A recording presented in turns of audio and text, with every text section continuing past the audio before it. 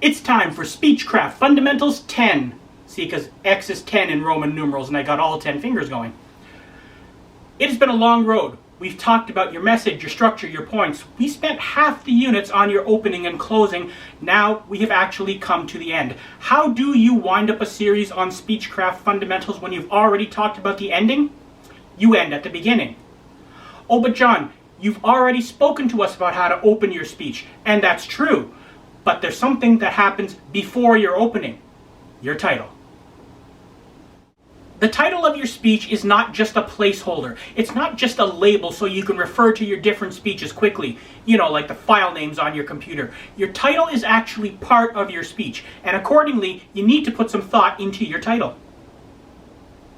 Your title is actually the part of your speech that your audience gets first, even before that all-important opening line we talked about. Your audience may get your title during the MC's introduction. Your audience may get the title when they arrive at the convention and pick up their program.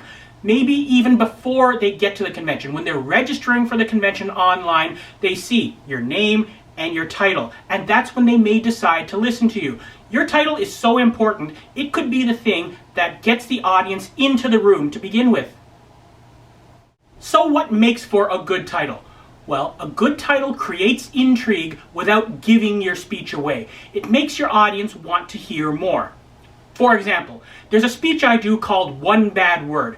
Don't look for it online, I only do it live. If you want to hear my speech, One Bad Word, you gotta book me. Anyways, you hear that title, One Bad Word, and immediately you're filled with questions.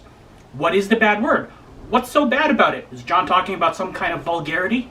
Did John say this word? Did John hear this word? See, you have to hear the speech to find out. Here's a bad title for that speech. Let's say my speech, One Bad Word, was about a word you need to stop using because it's dangerous. Now let's say that word were shovel. It's not, but let's just take that as an example.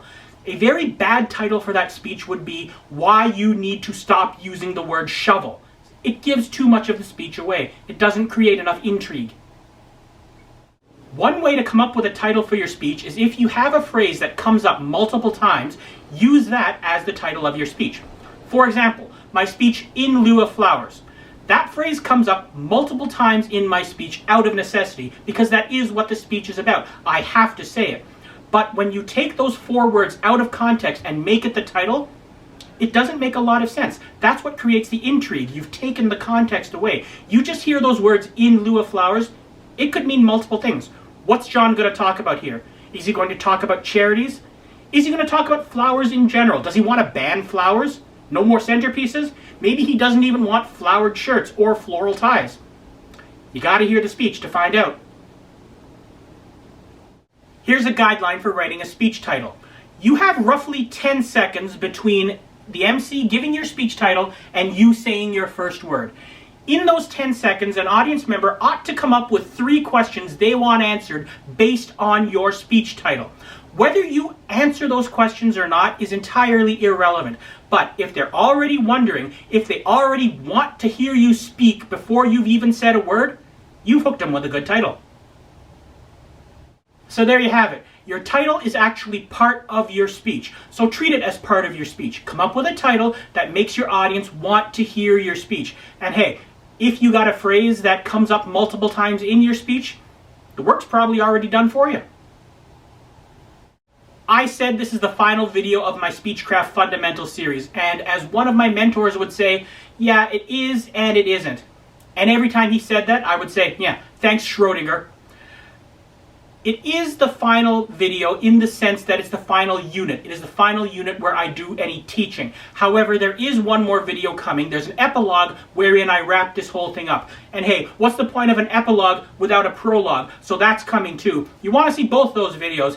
Keep it tuned here to lastrites.com for more speaking tips. That's last-writes.com. And if you follow me on social media or sign up for my email list, you'll be made aware of new updates as they happen. And together we, that's you and I, we will lay boring speeches to rest by giving them the last rites.